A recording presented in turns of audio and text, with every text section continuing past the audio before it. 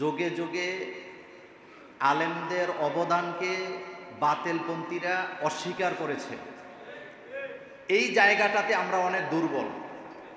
British আন্দোলনের বীজ বপন করা হয়েছিল দিল্লি শাহী মসজিদের বারান্দায় বসে।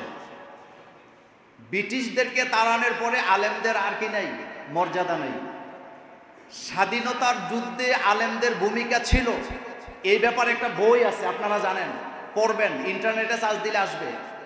কিন্তু ৭১-এর মুক্তিযুদ্ধকে কৌশলে রামেরা বামেরা ইসলামকে দমায়ে রাখার জন্য আমাদেরকে পাকিস্তানের দালাল বলে বলে মূলত ইসলামকে সেখানে থামিয়ে দেওয়ার জন্য তারা অপচেষ্টা করেছেন। যেটা ২৪-এর আন্দোলনকে তারা যেভাবে ছিনতাই করেছে, ৭১-কেও তারা সেভাবে ছিনতাই করেছিল। বাংলাদেশ স্বাধীনের পর বাংলাদেশের জামাতে ইসলামের কোনো নেতা অথবা কোনো মিম্বরে দাঁড়ায় কোনো আলেম আজ পর্যন্ত স্বাধীনতার বিরুদ্ধে কি একটা বক্তব্য দিয়েছেন? বাংলাদেশের ক্ষতি হোক, এই বাংলাদেশের মানচিত্রের ক্ষতি হোক, এরকমের কোনো কর্মকাণ্ড কি বাংলাদেশের আলেম ওলামারা কখনো করেছেন? তারা কি গাছ চুরি করেছেন, মাঠ চুরি করেছেন, রাস্তা চুরি করেছেন, পাথর চুরি করেছেন? কিন্তু যারা এগুলা করছে তারাই আজকে ফতোয়া দিচ্ছে কিয়ামতের আগে নাকি জামাতে ইসলাম ক্ষমতায় আসতে পারবে না।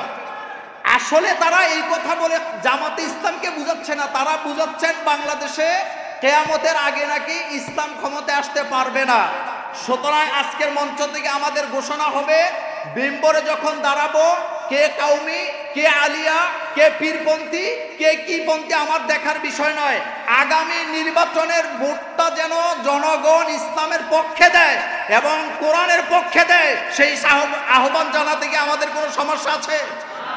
আপনি মিম্বরে দাঁড়িয়ে জামাতে ইসলামের নাম নেওয়ার দরকার নাই।